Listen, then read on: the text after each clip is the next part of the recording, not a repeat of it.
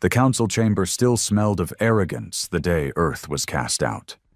They had sat there in silence, men and women of power, dressed in flowing robes, their scaled skin, metallic tendrils, or glassy eyes all reflecting superiority.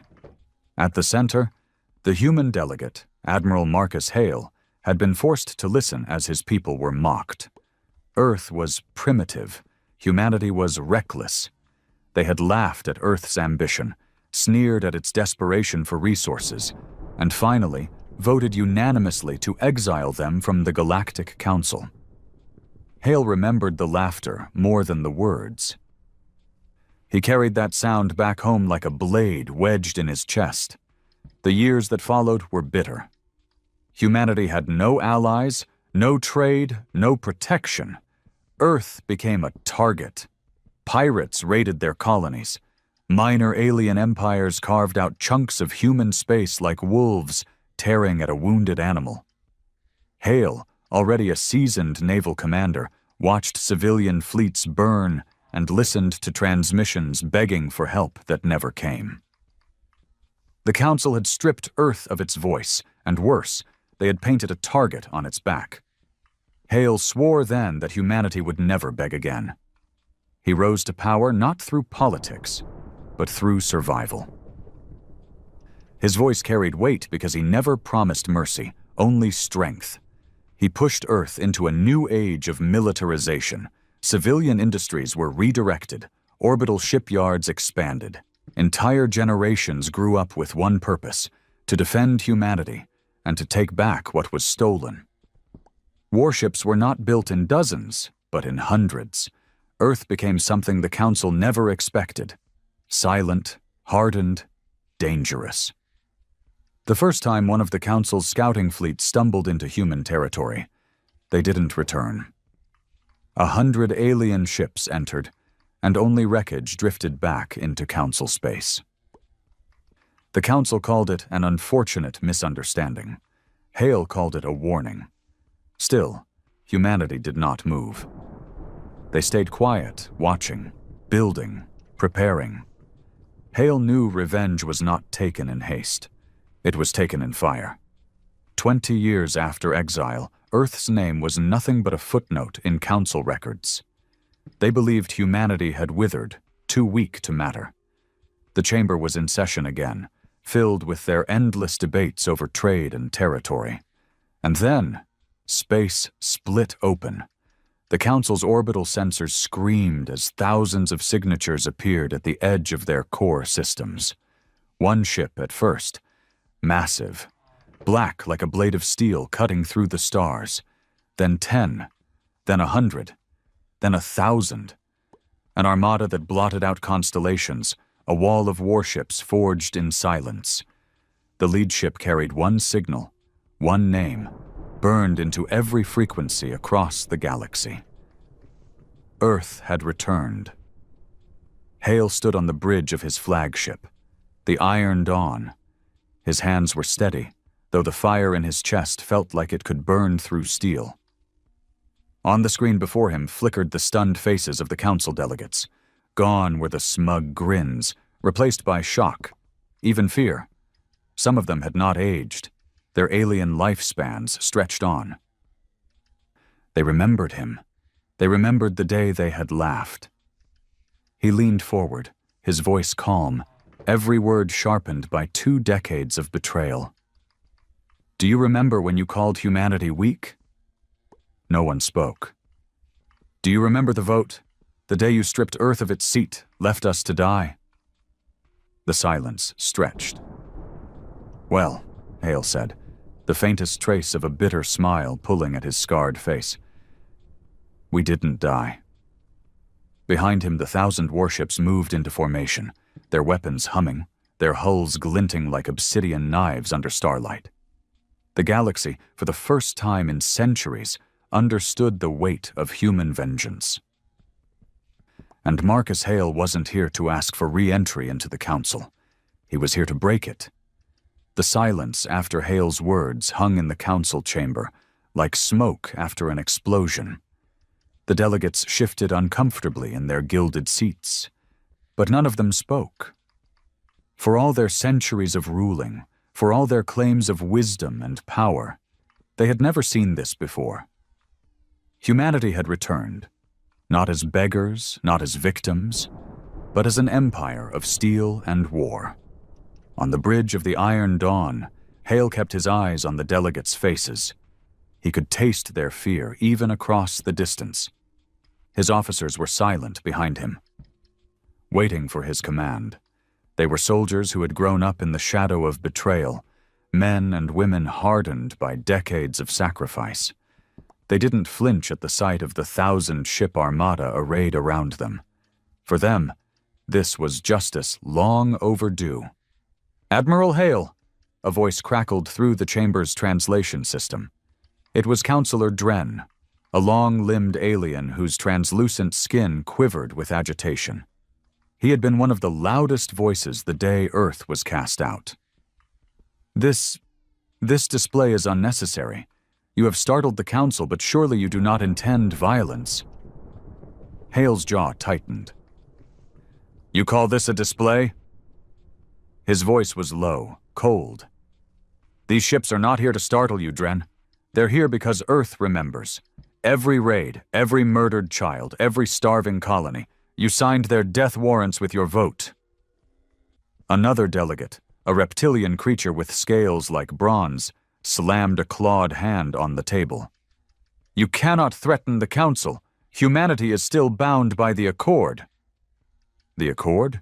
Hale cut in, his tone edged with contempt. "You threw the Accord in our faces the day you cast us out. Do you think I came back to honor it?" He leaned closer to the feed, his scar catching the light. "I came back to bury it." The council chamber erupted in overlapping voices, some shrill with outrage, others trembling with fear. Hale let them argue for a moment, then raised his hand. On cue, the 1,000 warships behind him powered their weapons. The void around the council's core systems lit with crimson energy, like a second sun rising. The chatter died instantly. Hale turned to his comm officer. "Open a channel to the fleet." A young lieutenant, barely in her 20s but with the hard stare of someone who had never known peace, nodded and tapped the console. The channel clicked open. Hale spoke. His words carried across 1,000 ships, into the hearts of every human sailor, pilot, and soldier waiting in silence. For 20 years we were spat on. For 20 years we were prey. They thought humanity would break, but we forged ourselves into something they could never crush. Today, we stand at the gates of those who mocked us. Today, the galaxy will learn what it means when Earth returns. His words thundered across the fleet, and the reply was a roar, not of voices, but of war drums. Thousands of ship horns blared in unison, a deafening chorus that echoed across the stars.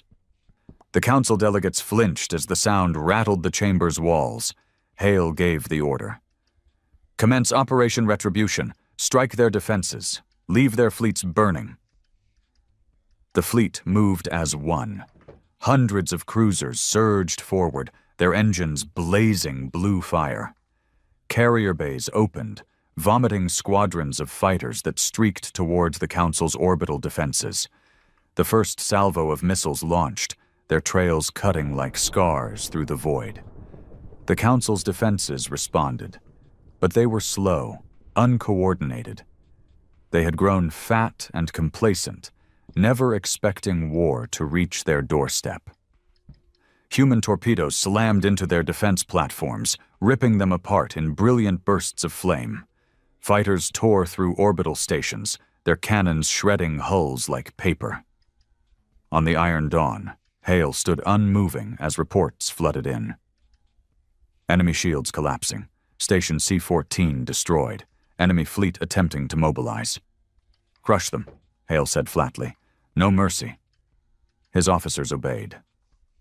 The bridge shook slightly as the Iron Dawn fired its primary weapon, a spinal rail cannon longer than a city. The round punched through a council battleship, splitting it in half. Cheers erupted from the crew, but Hale didn't smile. His eyes were locked on the council chamber feed, where the delegates watched in horror as their fleets died. "Do you understand now?" Hale asked them quietly, almost like a teacher scolding children. "This is the price of arrogance. You thought humanity weak. You thought we would fade. Instead, we sharpened ourselves on your cruelty." One delegate, her voice trembling, dared to speak. What do you want, Hale?" The Admiral's gaze hardened. "Not negotiations, not re-entry, not apologies." His hand clenched into a fist. "I want every world that raised its hand against Earth to kneel. I want the Council's banners torn down. And I want you to choke on the ashes of the empire you built." Behind him, the galaxy's newest superpower advanced relentlessly, and the stars burned red with vengeance. The first Council world to fall was Verus, a jewel of their territory, wrapped in glittering rings of industry and cities that stretched from oceans to sky. It had never known war. For centuries, it had basked in the protection of the Council fleets, fat with trade, swollen with arrogance. Its people had mocked humans in marketplaces, called them scavengers, spat on their goods. Now its sky was filled with fire. Hale stood at the forward viewport of the Iron Dawn, watching the invasion unfold. The human fleet had crushed Verus's defenses within hours. Their orbital stations lay in ruins, their proud fleet reduced to wreckage scattered across the void. Now, troop carriers descended in waves, black shapes piercing the clouds, each one bristling with weapons and carrying hundreds of soldiers. "Ground assault has begun, Admiral," his operations officer reported. "Resistance is minimal so far. Civilian evacuations have started." Hale's lip curled. "They didn't evacuate our colonies. Let them feel what we felt." The feed shifted to live ground footage.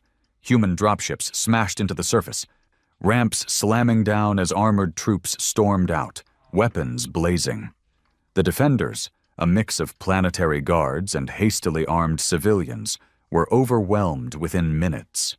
Human tanks rolled through avenues that had once hosted festivals, their cannons tearing apart statues of Council heroes. Fighter craft screamed overhead, raining destruction on military targets. Hale zoomed the feed on one particular squad, led by a young captain named Rennick. He was barely 30, but his armor was scarred from dozens of battles in forgotten human colonies. Rennick led his men through the streets with ruthless precision. A barricade of alien defenders fell in a storm of gunfire. The humans advanced, not pausing to check bodies, not hesitating as civilians screamed and scattered. "Admiral," another officer said carefully, "there are refugee convoys attempting to leave the city. Families, children." Hale didn't blink. "Target their convoys." The officer hesitated, but Hale's gaze snapped to him, cold and sharp. "Did they spare our children when the raids came?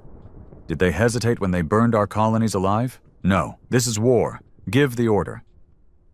Moments later, human gunships swooped low over the highways, unleashing fire into the refugee lines. The feed showed vehicles erupting into flames, bodies scattering. Screams echoed through the comms before the channels cut off. Hale's crew was silent, but no one objected. They had grown up in the ashes of Council cruelty. This was vengeance, and vengeance did not forgive. Hours later, Verus was in human hands. The Council banners were torn down and replaced with the symbol of Earth, a black flag bearing a crimson star. The streets ran with smoke and fire, and the once proud jewel world had become a ruin. On the bridge, Hale listened as the reports poured in. Verus secured, estimated enemy casualties, 200,000. Civilian casualties, significantly higher. "Good," Hale said simply. The comms officer turned. "Admiral, incoming transmission. The Council is demanding to speak directly." Hale gave a sharp nod. The holographic display flickered to life, showing the Council chamber once more. Their faces were pale, some furious, others horrified. "You have slaughtered civilians," Counselor Dren screamed, his thin frame trembling. "This is barbarism, even for humans." Hale leaned forward, his voice steady, merciless. "Barbarism? You call this barbarism? You don't know the meaning of the word. Barbarism was when our colonies begged you for help, and you turned your backs. Barbarism was when pirates, emboldened by your vote, butchered our people. Barbarism is silence in the face of suffering." He pointed toward the live feed of Varus burning. "This isn't barbarism. This is balance." The council chamber erupted in anger, but Hale didn't care. He muted their voices, silencing their protests. His fleet was already moving, already targeting the next council stronghold. This was only the beginning. For Hale, it wasn't enough to win battles. He wanted to erase the council's very memory of superiority. He wanted the galaxy to wake up each morning under the shadow of Earth's fleets, trembling at the thought of human wrath. As the Iron Dawn prepared to jump to the next system, Hale allowed himself a rare thought, something close to satisfaction. For 20 years he had dreamed of this moment, and now, one by one, the worlds of the council would burn until nothing was left but submission. And he would not stop until the council begged for a mercy he would never give. The council could no longer pretend this was a minor rebellion. The fall of Varus had sent shockwaves through the galaxy. Refugees poured into other council worlds, whispering of black-flagged warships and human soldiers with eyes like stone. Trade routes collapsed, colonies panicked, and for the first time in centuries, the council convened not for politics, but for survival. They gathered their fleets, every warship they could muster from a dozen species. It was the largest mobilization in living memory, nearly 3,000 ships, forged from different cultures but bound together by desperation. The council declared that humanity would be eradicated for its crimes. Hale read the transcript of that declaration in silence. Then, slowly, he laughed. On the bridge of the Iron Dawn, his fleet drifted in the dark between stars, waiting. The 1,000 human warships were not the largest in number, but they were unified, disciplined, and built for war. Each one had been hammered together with vengeance, stripped of luxury, designed only to kill. Hale looked over the battle map, a cold calm in his chest. "They outnumber us 3-1, his tactical officer said. Hale nodded. "Good. That means we won't have to waste time chasing them afterward." The council's fleet arrived in the Kelnar system, a crossroads of trade routes now abandoned. Their ships glittered like a sea of colors, each species' design different. Sleek curves, jagged spikes, shining spheres, but none built with the single purpose that defined humanity's armada. When the two forces finally faced each other across the void, the galaxy seemed to hold its breath. A channel opened. Counselor Dren appeared again, his translucent skin flickering with rage. "Hale, surrender now. Humanity has overreached itself. You will be annihilated. There will be no mercy." Hale stared at him, expressionless. Then he leaned forward and said, "Mercy is the luxury of those who never bled, and you, Dren, are going to learn how it feels to drown in your own arrogance." He cut the channel and gave the order. "All ships, engage." The void exploded into chaos. Human ships surged forward in perfect formation, their railguns and missile batteries roaring as one. The council fleet responded, a storm of plasma bolts and energy beams lighting the darkness like a second sun. The two armadas collided in a storm of fire and steel, the silence of space shattered by 1,000 dying ships. On the Iron Dawn, Hale gripped the railing as the ship shuddered under fire. Reports came in rapidly. "Frigate Squadron Gamma destroyed." Council heavy cruiser neutralized. Carrier Omega taking heavy damage. His officers worked with icy precision, adjusting formations, exploiting weaknesses, pushing harder and harder. Human tactics were brutal, direct. They didn't waste time with showmanship. Squadrons of destroyers slammed into enemy lines, sacrificing themselves to cripple larger ships. Carriers launched endless waves of fighters, swarming enemy cruisers until they were shredded. Hale's rail cannon tore through battleship after battleship. Each shot a spear that split the enemy ranks. Still, the numbers told. Council ships pressed in from every angle, and the human fleet bled. Dozens of human vessels were torn apart, their crews screaming as their hulls split open to the void. Hale's jaw tightened as he watched the casualty reports climb. Each death was another reminder of why they fought. Each fallen crew was another demand for vengeance. Hours passed, the battle stretching like a nightmare. Wreckage drifted everywhere, lighting the system with burning debris. Hale's fleet, battered and bloodied, refused to break. Then, as the Council fleet regrouped for a final push, Hale gave the signal for his last card. Activate the Black Lances. From the bellies of human dreadnoughts, massive cylinders detached and began to glow with unnatural energy. These were weapons born in secret, built in the silence of exile. The Black Lances were rail-propelled kinetic slugs the size of towers, accelerated to near-light speeds. When they fired, the stars themselves seemed to ripple. The first lance struck a Council command ship, and the vessel ceased to exist. No explosion, no fire, just instant annihilation, its hull shredded atom by atom. The second pierced through 3 cruisers in a line, cutting them in half as if they were paper. Panic rippled through the Council fleet. Their formations collapsed as the Black Lances tore them apart. "Target their flagships," Hale commanded. "Make them watch their leaders burn." One by one, the Council's strongest ships died. Their commanders silenced, their fleets thrown into disarray. Humanity's battered 1,000 pressed the advantage, crushing the remnants with relentless fury. By the time the last Council ship fell silent, the system was a graveyard. Over 2,000 alien ships burned in the void. Humanity had lost nearly half its fleet, but the survivors stood victorious. On the bridge of the Iron Dawn, Hale exhaled slowly. Around him, his officers cheered, but his expression remained hard. Victory wasn't enough. Not yet. "Send a message to the galaxy," he said quietly. "Tell them what happened here. Tell them the Council's great fleet is gone. And tell them Earth is coming for every world that raised a hand against us."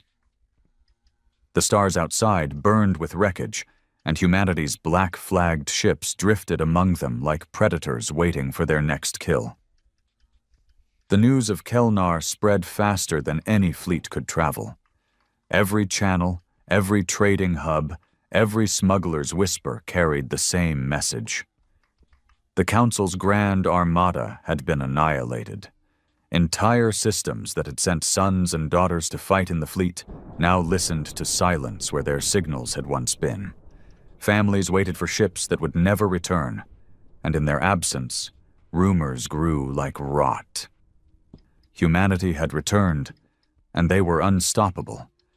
In the Council chamber, the atmosphere was poisoned with fear. The delegates, once so quick to mock, now hurled accusations at one another. The Great Hall, built with towering columns and shining walls of crystal, echoed not with reasoned debate, but with shrill voices, clawed hands pointing, scaled fingers trembling. "You promised us victory," roared Councillor Rathan of the bronze-scaled Zorathi. "You said humanity was a fractured species. You said their ships were toys compared to ours." "They had weapons we've never seen before," countered Councillor Elvra, her many-eyed gaze darting between allies. "Those Black Lances, no one warned us. Who designed them? Who funded them? This is impossible." Councillor Dren, pale and shaking, slammed his long fingers on the table. "It's not impossible. It's our failure. We underestimated them. We made them desperate, and now desperation has turned into vengeance." "Vengeance?" hissed another delegate, a hulking being of fur and muscle. "This is extermination. Humanity is not fighting for justice. They are fighting to erase us." The chamber dissolved into chaos. Some demanded immediate surrender, others called for doubling their fleets, and a few, more fearful still, spoke in hushed tones of abandoning the council entirely. Alliances centuries old began to fracture in real time, each species realizing that the body meant to protect them was bleeding out, powerless. Meanwhile, aboard the Iron Dawn, Admiral Marcus Hale convened his war council. Unlike the chaos of the council chamber, his officers sat in silence, their eyes fixed on the glowing tactical map projected above the table. It showed the galactic core and its surrounding systems, dotted with council strongholds. Many of them were circled in crimson, already marked as future targets.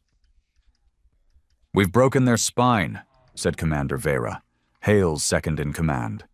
She was tall, sharp-eyed, her voice carrying the clipped tone of someone who had buried too many comrades.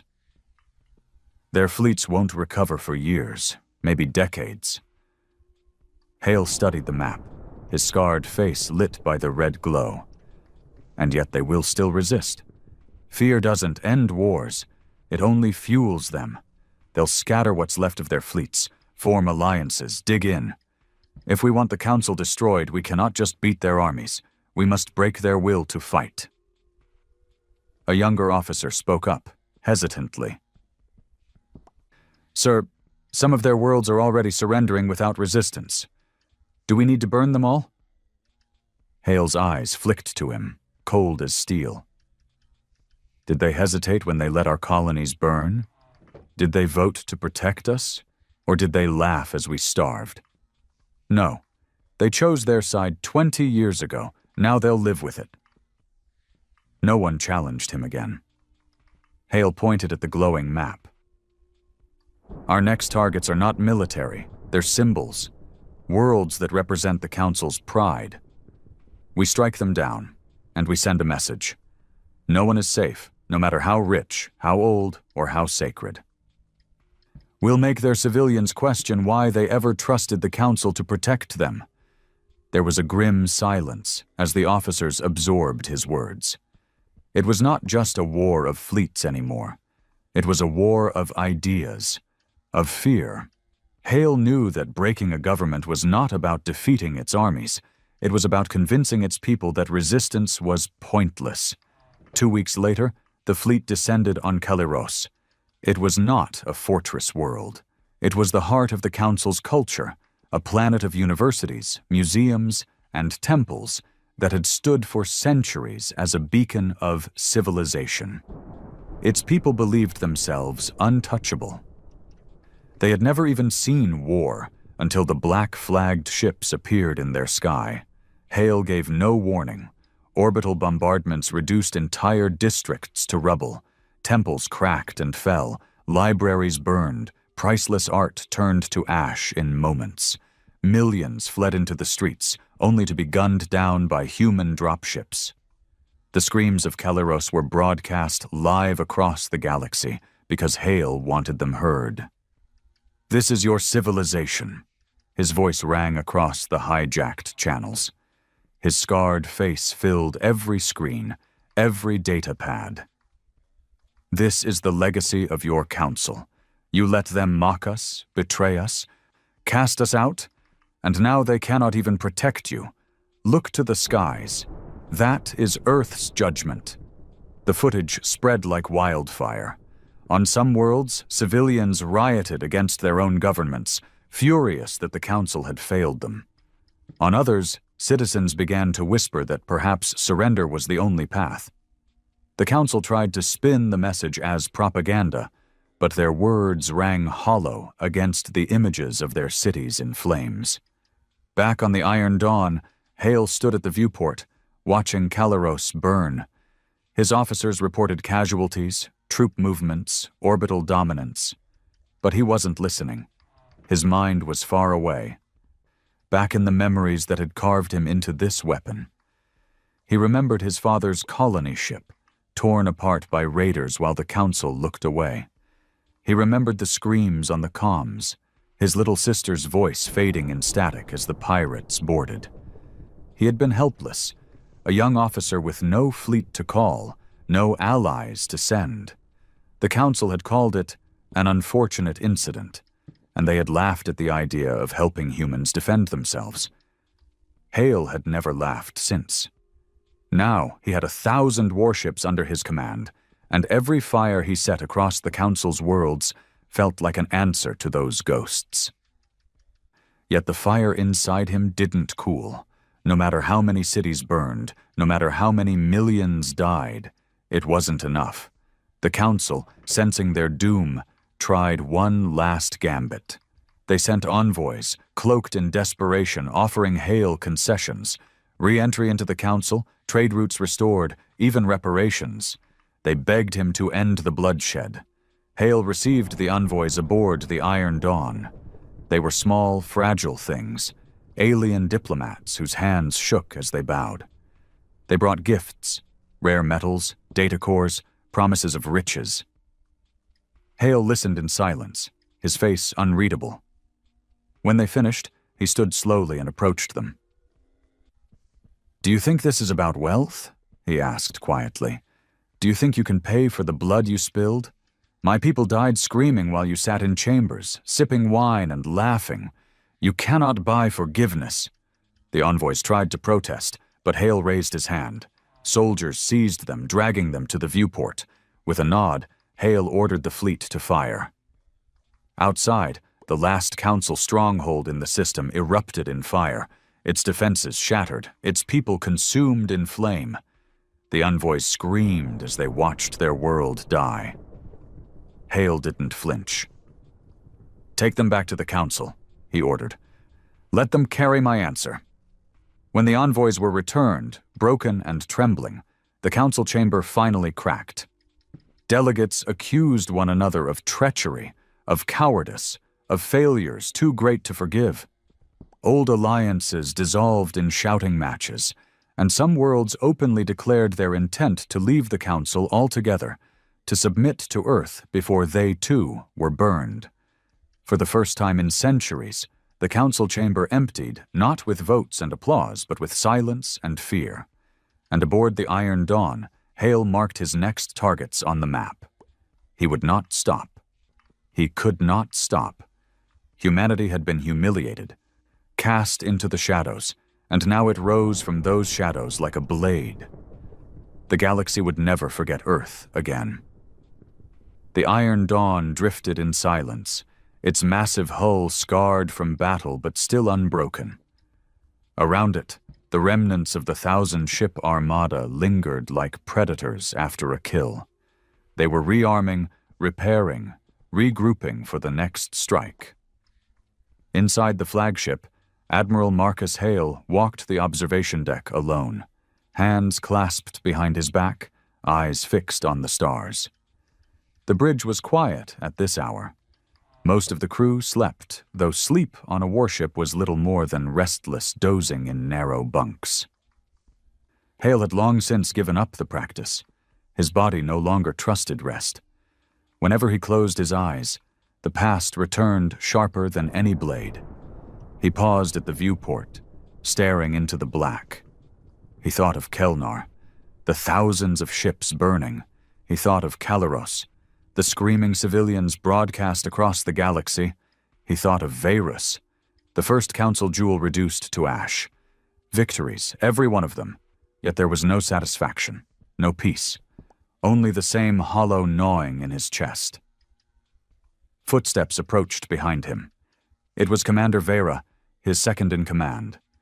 She was one of the few who dared approach him unbidden. Her voice was low, respectful but firm. "You don't sleep anymore," she said. "I don't need sleep," Hale replied, not turning. "That's not what I asked." He finally glanced at her. Vera's face was hard, her eyes like chips of stone, but there was something softer beneath them tonight. She had served under him for a decade, long enough to know when his silence meant more than command. "You're thinking about them again?" she said. Hale's jaw tightened. "Them? Your family?" He looked away, back into the stars. For a long time, he said nothing. But the silence itself was an answer. He remembered it vividly, as if the years had never passed. The day the raiders came to his father's colony, Hale had been 20, fresh out of officer training, posted to a small defense outpost on the colony's edge. He was off duty when the alarms screamed. Ships had appeared in orbit, pirate vessels, bristling with weapons. The Council had promised protection, but no patrols ever came that far. They were too busy guarding the valuable worlds.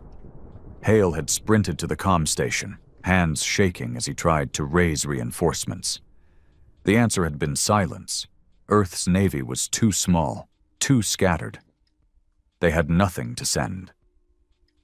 He remembered the crackle of his father's voice on the comm, trying to sound calm but failing. "Marcus, take care of your mother. Get her to safety. We'll hold them off as long as we can."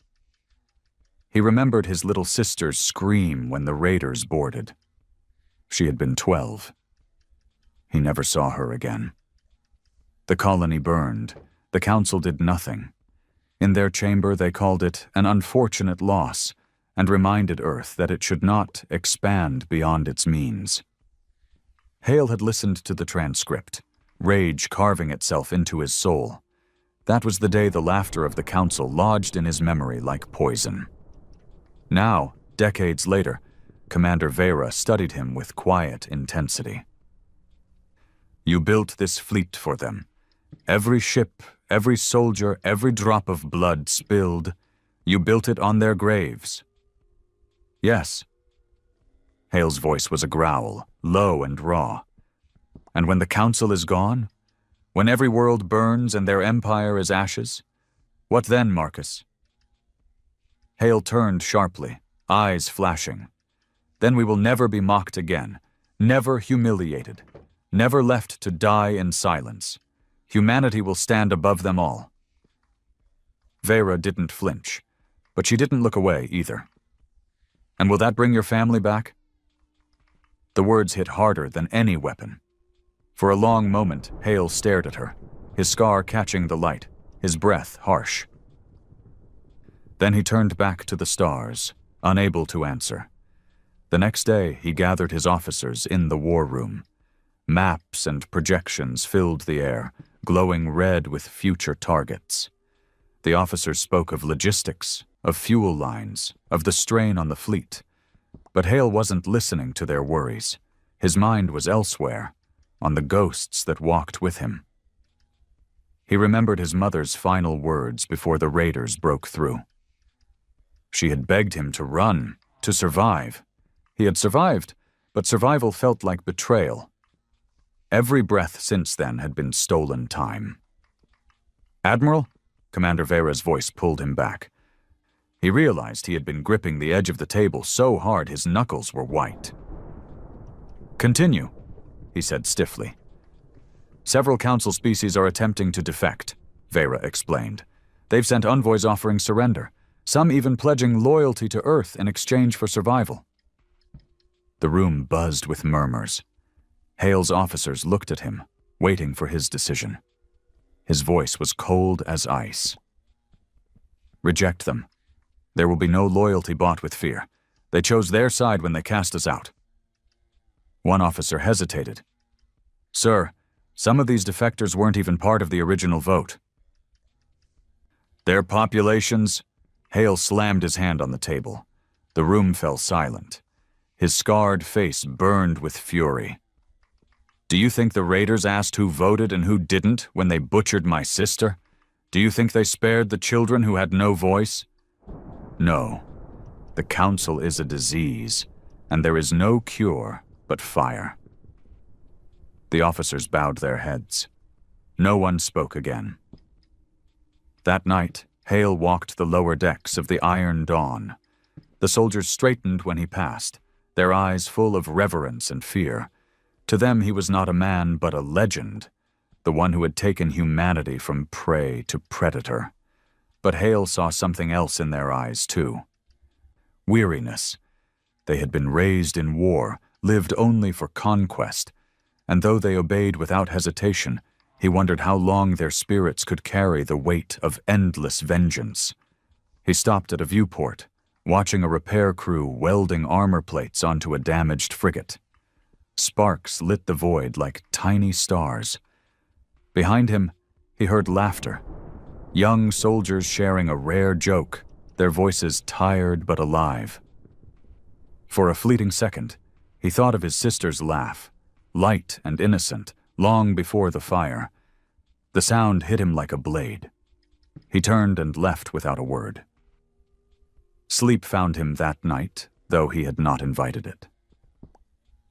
And with sleep came the dreams. He was back on the colony, smoke in the air, his sister's voice crying for him. He ran through burning streets, hands reaching, but she was always just ahead, disappearing into the flames. His father's voice shouted commands, his mother screamed his name, and then silence. He stood alone in the ruins, the laughter of the council echoing in the smoke. He woke with a start, sweat on his face, his chest heaving. For a long moment he sat in the dark, staring at his hands. They were steady, calloused, the hands of a commander who had killed millions, but all he saw was blood that would never wash away. The next morning, reports came in. Rebellions breaking out across council space, civilians rising against their leaders, terrified of humanity's wrath. Some demanded surrender, others fled into exile. The council was fracturing faster than Hale had imagined. His officers brought him the news with pride. "We don't even need to fight half these battles," one said. "They're tearing themselves apart." But Hale didn't smile. He knew fear was a weapon, but it was also unpredictable. If the council collapsed too quickly, if its worlds fell into chaos, humanity would inherit not an empire to dominate, but a galaxy of ruins. And ruins could not kneel. Still he pushed forward, every target marked, every fleet launched, every world burning in turn, because in the end, he didn't know how to stop. He had built his life around vengeance, carved his soul into a blade, and now that blade had no sheath. One evening, Commander Vera found him again at the viewport. She didn't speak at first. She just stood beside him, watching the stars. Finally, she said, "Marcus, do you ever wonder what happens when the war ends?" Hale didn't answer. "I do," she continued softly. "I wonder if humanity will know how to live without an enemy, or if we'll keep looking for new ones, until there's no one left to fight but ourselves." Hale's jaw clenched. "If the war ends, it ends on our terms. With Earth unchallenged, that is all that matters." But in the hollow of his chest, where the fire of vengeance burned, he felt the faintest flicker of something else. A question he refused to voice. What if she was right? The Iron Dawn prepared for its next campaign. The council was breaking, the galaxy trembling, and yet inside Marcus Hale, the ghosts whispered louder than ever. He had avenged his family 1,000 times over, but their screams still followed him into every silence. No victory could silence them. No conquest could fill the void they left behind. And perhaps, deep down, he knew the truth he would never admit. The war wasn't for humanity anymore. It was for him, for the boy who had failed to save his sister, for the man who could never forgive himself. The galaxy burned, and Admiral Marcus Hale kept feeding it fire, not because he couldn't stop, but because stopping would mean facing the silence. The black flag of Earth now hung over more than 40 conquered systems. Where once the Council's emblem had stood as a symbol of untouchable power, now smoldering ruins bore only the crimson star of vengeance. Humanity's fleet carved its way across the galaxy like wildfire, leaving silence in its wake. But empires built on fire soon learned the truth. Fire consumed everything, including the hand that held it. On the bridge of the Iron Dawn, Admiral Marcus Hale studied the latest reports. His officers laid them out with grim efficiency.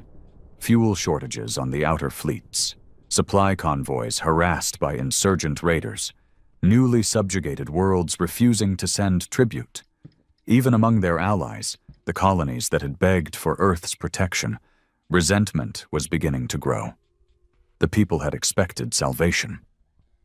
What they got was a war machine that demanded their children as soldiers and their factories as foundries. "Logistics are stretched thin," said Commander Vera. Her tone was calm, but her eyes held steel. "We can maintain the pace for a few more campaigns, but beyond that..." She trailed off. "Beyond that, what?" Hale asked sharply. "Beyond that, Admiral, the fleet may break before the enemy does." The room went quiet. Officers shifted uncomfortably, some refusing to meet Hale's gaze. He felt their hesitation like a blade at his throat. Doubt. The one thing more dangerous than the Council itself. He leaned forward, Scar catching the glow of the tactical map. "The Council is collapsing. They're fractured, desperate, clinging to shadows. Every delay gives them time to rebuild. Supplies can be taken. Soldiers can be trained. But hesitation?" His voice hardened. "Hesitation will kill us." No one argued, but the silence that followed was not obedience. It was unease. The next target was Korath, a fortress world that had once served as a council shipyard. Unlike Kaliros, it would not fall in days. Its orbit bristled with weapons, its atmosphere shielded, its ground defenses dug into mountains of steel and stone. Taking it would require more than bombardment. It would require blood. As the human fleet dropped out of FTL, the system lit with hostile fire. Enemy warships surged from hiding, smaller than Hale's dreadnoughts but fast and coordinated. The first volleys hammered into the outer ranks of his fleet, tearing apart 2 cruisers before they could respond. "Enemy fleet strength estimated at 500 ships, Vera reported. "They've prepared for us." Hale's jaw tightened. "Then we'll show them preparation means nothing." The battle raged for days. Human railguns split the void, shredding enemy formations, but the Council ships fought with a ferocity Hale had not seen before. They had learned from Kelnar, adapted their tactics, spread their forces into smaller, faster packs that harried his heavier ships. For the first time since Earth's return, the fleet felt pressure, not overwhelming, but enough to bleed them, and Korath itself was worse. Drop after drop of human soldiers stormed the surface, only to be met with walls of fire. The defenders fought with fanatic resolve, civilians taking up arms alongside soldiers. Entire cities turned into killing fields. Reports flooded in of human battalions wiped out, tanks buried under avalanches of explosives, supply lines severed by guerrilla strikes.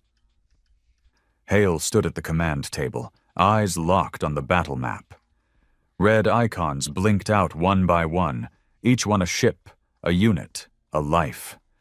His officers waited for his order to withdraw, but the thought never crossed his mind. "Push harder," he ordered. "Every inch of ground is ours, no matter the cost." "But Admiral," an officer dared to say, "our losses." "Losses are irrelevant," Hale snapped. His voice was a whip. "The Council must see that resistance buys them nothing. Break them." And so the fleet obeyed. More ships thrown into the meat grinder, more soldiers fed into the flames. Korath burned, but humanity bled for every victory. On the 7th day, Hale walked the medbay of the Iron Dawn. The smell of antiseptic and blood filled the air. Rows of wounded soldiers lay on cots, some groaning, others silent, their bodies mangled by war. Hale moved among them, his uniform immaculate, his presence heavy. One soldier, His face, half-burned, tried to sit up when he saw the Admiral. "Sir, we took the ridge. We held it for you." His voice cracked, every word torn from a broken chest. Hale placed a hand on the man's shoulder. For a moment, something flickered in his eyes. Not softness, but recognition. The soldier reminded him of himself years ago, young and full of loyalty, broken by fire. "You did well," Hale said quietly. "Your sacrifice won't be forgotten." The man smiled faintly before his eyes dimmed and his chest stilled. Hale stood there a moment longer, then turned and left without a word. Commander Vera caught up to him in the corridor. "How many more, Marcus? How many more bodies before you admit we're burning ourselves alive?" Hale stopped, turning to face her. His voice was low, dangerous. "Every body brings us closer to victory, or closer to extinction," she shot back. For a moment their eyes locked. The air between them crackled with something unspoken, fear, anger, perhaps even pity. Then Hale turned away, his boots echoing on the steel floor. Extinction was 20 years ago. This is survival. The fall of Korath came at last. But it was no triumph. Human troops raised the black flag over its burning cities, but at a cost so steep, the victory tasted like ash. 50,000 soldiers dead, entire fleets crippled, fuel reserves nearly drained. Hale announced it as proof of humanity's unstoppable might, broadcasting images of the burning shipyards to the galaxy. But whispers spread among his officers and crews. Whispers of exhaustion. Whispers of doubt. One night, in the mess hall, Hale overheard young soldiers talking when they thought no one listened. "We've already won," one said. "Why do we keep burning everything? What's left when it's all ash?" "Don't say that," another hissed. "If command hears you—" Hale stepped into the room, and silence fell like a blade. The soldiers snapped to attention, fear etched into their faces. He studied them for a long moment before speaking. "Do you think victory is a line we cross? Do you think the Council will simply surrender if we stop now? No. Victory is not given. It is taken, and it is taken until no one dares raise their head against Earth again." His voice was steel, but as he left, their eyes haunted him. They were children, barely older than his sister had been. He told himself their doubts didn't matter, but the echo of their words followed him into the silence of his quarters. The Council, though fractured, was not finished. Intelligence reports spoke of hidden shipyards, fleets being rebuilt in secrecy, alliances forming in desperation. Hale studied the data, his mind a storm. He knew the war was far from over, yet he felt the sands slipping through his fingers. Humanity had struck fear into the galaxy, but fear was a double-edged sword. It could make enemies crumble, or it could drive them to unite like never before. Commander Vera brought him a final report that night. "Admiral, fuel reserves are down 40%. Our supply lines are stretched across too many systems. If we keep this pace, we'll lose ships to starvation before enemy fire." Hale's eyes burned with fury. "So we take more. Every system we conquer, every world we burn, we strip them bare. Let their people starve while our fleets grow fat. That is the price of betrayal." Vera's voice was low, almost pleading. "And what of our people? How long before they start to see you not as a savior, but as the Council reborn?" The words hit him harder than any enemy strike. He turned away, unable to answer, his fists clenched so tight his knuckles cracked. In the weeks that followed, humanity pressed on, conquering 2 more systems. But Hale felt the shift. Victories no longer rang with triumph. They rang with exhaustion. Soldiers cheered less, officers avoided his gaze, and the galaxy whispered of a predator that had grown too hungry for its own good. Alone in his quarters, Hale stared at the war map, the galaxy dotted with crimson marks of conquest. His reflection stared back at him from the glass, a scarred man, eyes hollow. Fire burning where his soul should have been. He thought of his sister again, her laugh echoing faintly in his mind. Would she have recognized him now? Or would she have looked at the worlds burning under his command and called him what the galaxy was beginning to whisper? Tyrant? He crushed the thought, shoving it into the void where he buried all weakness. There could be no weakness, not for him, not for Earth. But the whispers remained, gnawing at the edges of his mind. And for the first time since Earth's return, Admiral Marcus Hale wondered, not if they could win, but if winning would leave anything worth saving. The galaxy was broken. Where once the Council's banners flew over thousands of worlds, now only ashes and silence marked their rule. Humanity's black flag hung in its place, carried by fleets that had carved a path of fire across the stars. Whole species knelt. Others fled into hiding, and some fought on in scattered resistance, their weapons little more than sparks against the storm. Admiral Marcus Hale stood on the bridge of the Iron Dawn, the weight of it all pressing against his chest. Before him, the final target loomed. Aris Prime, the Council's heart world. It was the place where humanity had once begged for recognition, only to be mocked and cast out. Now it was humanity's last enemy, its towers gleaming in defiance, its people clinging to hope that their guardians would save them. There would be no salvation. The human fleet massed at the edge of the system, 700 warships, the survivors of countless battles. They were battered, scarred, their hulls patched with the bones of enemies. But they were still alive.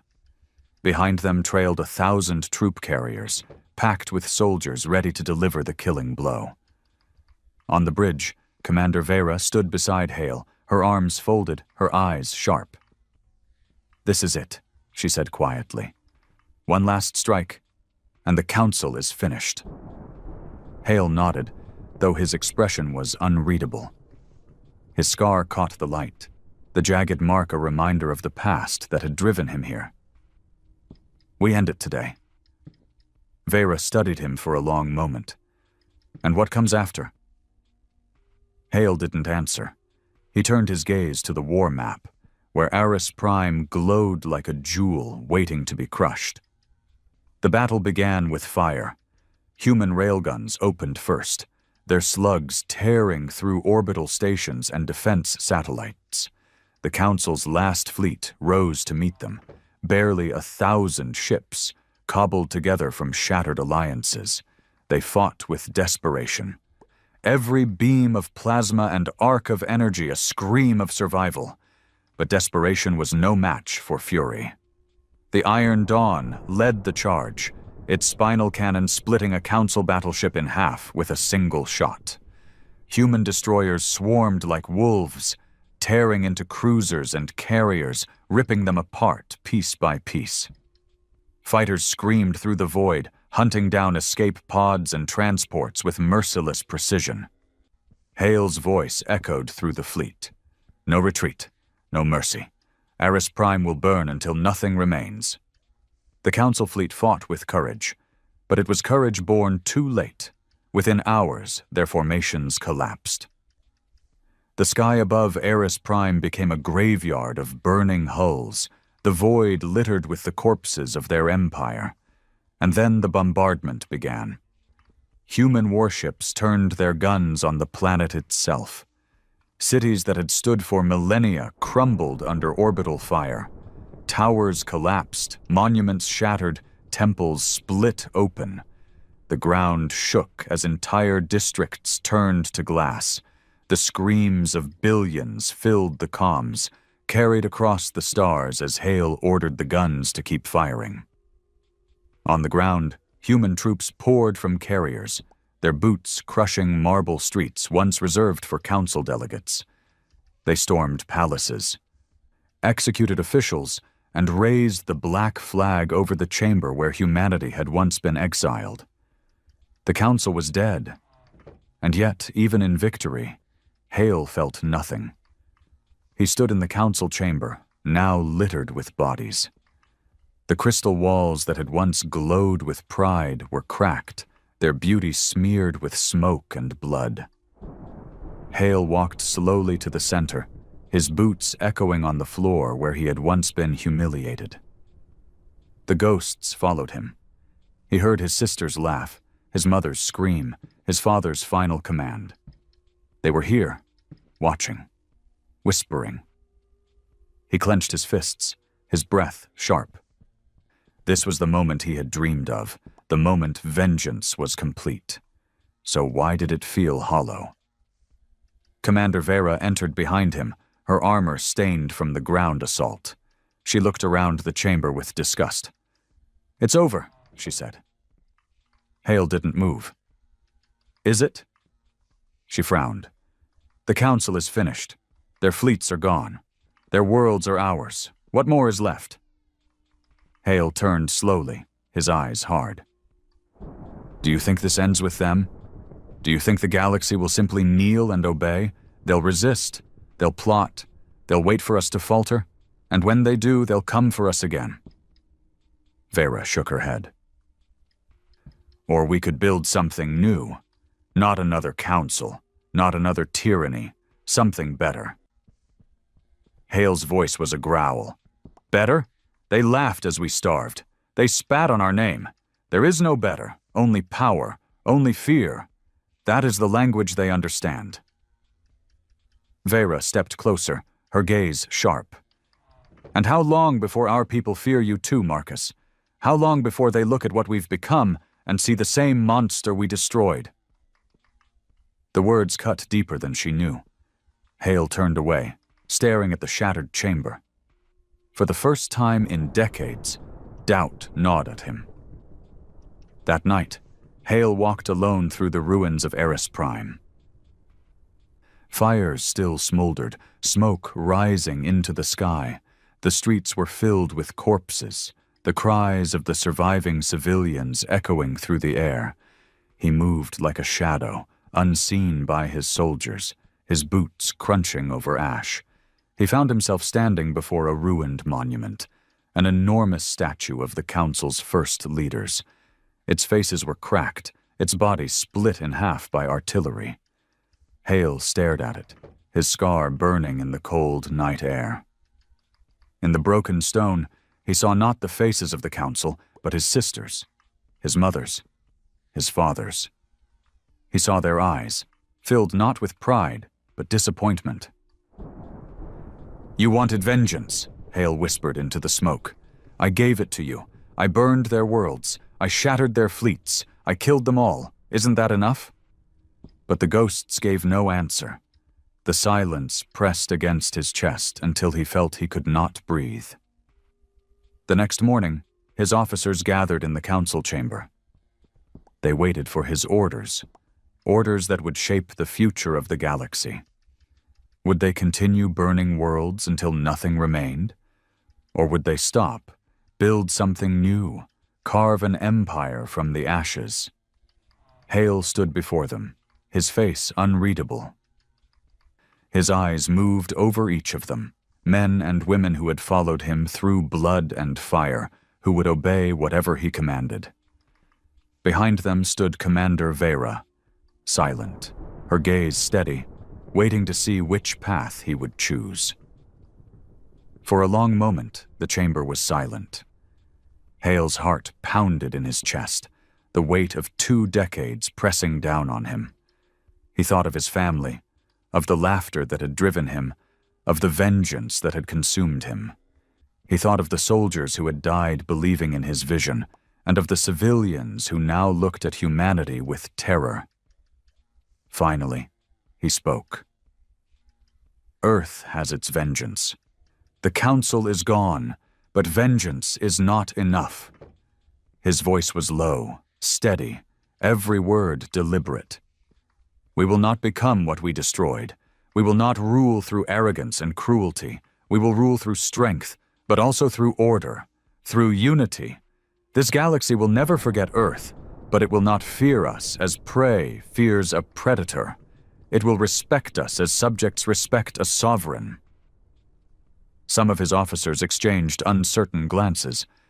Others nodded, relief in their eyes. Vera allowed herself the faintest of smiles. Hale raised his hand, his scar catching the light of the ruined chamber.